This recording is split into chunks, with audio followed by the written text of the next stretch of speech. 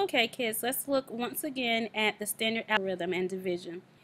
These are a couple of examples of us working on the standard algorithm with a two-digit dividend. So both of these problems has 2 digits in the dividend and 1 digit in the divisor.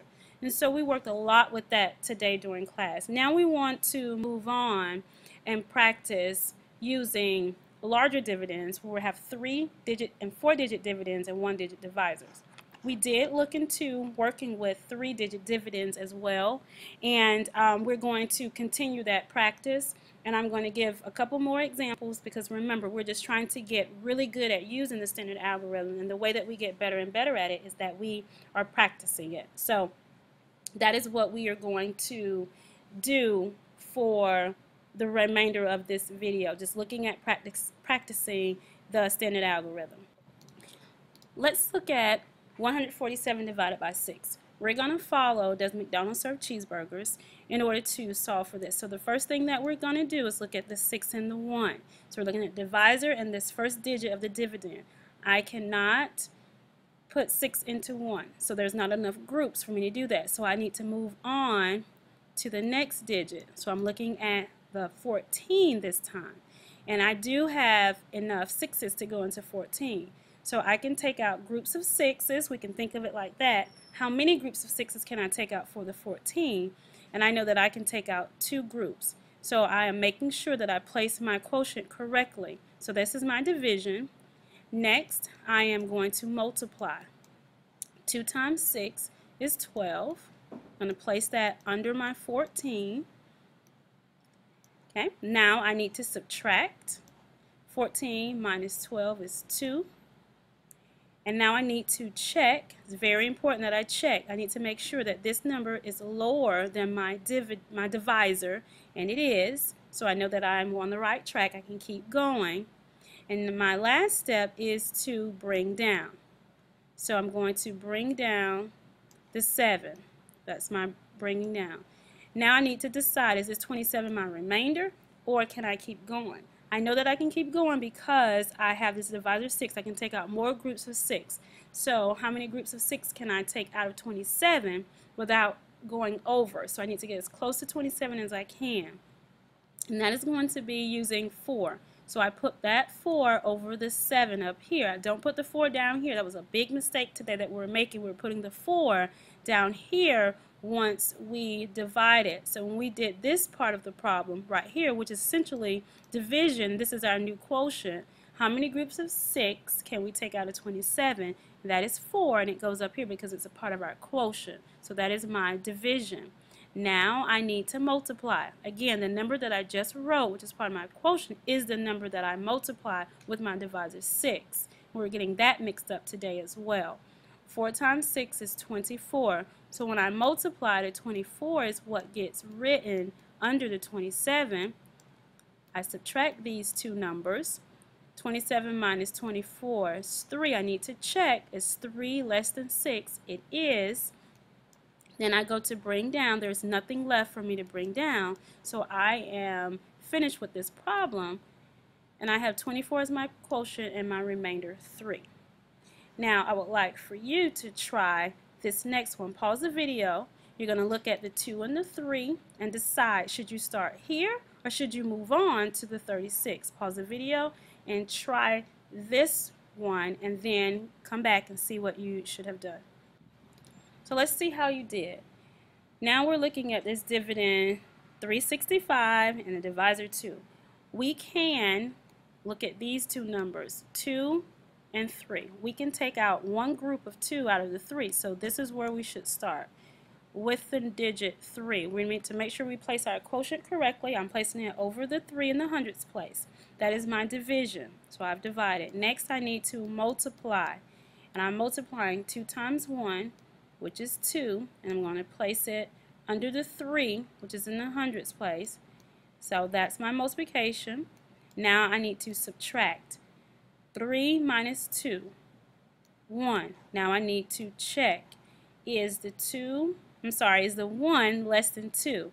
It is, so now I can go to my next step of bringing down. And I'm going to bring down the 6. This is the only digit that gets brought down. Okay? Now we start all the way over again with division. So I need to start over with my steps. So I'm going to divide. Remember, this time I'm going to essentially go this way when I'm dividing, and I'm saying how many groups of 2 can I take out of 16? And I can actually take out 8. I need to place my 8 over the 6 in the tens place. That's where I should put that. And then I multiply. And I'm going to multiply the number I just wrote, which is the 8, times the 2, and that is 16. Next, I'm going to subtract. When I subtract, 16 minus 16 is 0. Then I'm going to check, is 0 less than 2? And it is, so that brings me to bringing down.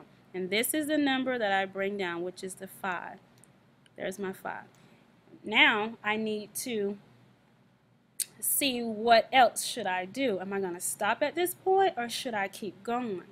Well, I can look at this and see that I can take out more groups. I can still take out more groups of 5. So now I'm going to come around again this way, and I'm going to start over and divide again. So, or saying how many groups of 2 can come out of 5. And I know that 2 groups can come out, so I need to put my 2 over the 5. That's my division. Now I'm going to multiply. The number 2 that I just wrote, 2 times 2, is 4. I need to place my 4 under the 5.